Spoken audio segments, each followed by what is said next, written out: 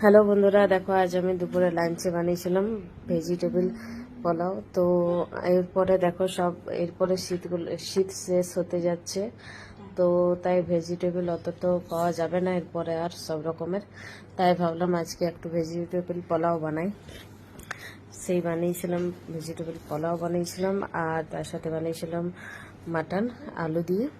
তো দেখো তোমাদের সাথে পুরো রেসিপিটাই শেয়ার করেছি। আর তার সাথে আমি 2-3টে রুটি বানিয়েছিলাম, কারণ আমার ছোটো ছেলে তো পোলাও বলো ফ্রাইড রাইস বলো অতটা খেতে পছন্দ করে না, আর আমার হাজব্যান্ডও খেতে পছন্দ করে না পোলাও ফ্রাইড রাইস। কারণ ওরা আমি আর আমার বড় ছেলে যতটা পছন্দ করি ওরা অতটা পছন্দ করে না, ওই জন্য ওদের জন্য রুটি বানিয়েছিলাম আর আমাদের জন্য পোলাও বানিয়েছিলাম। আর তার সাথে মাটন বানিয়েছিলাম আর একটু স্যালাড কেটেছিলাম।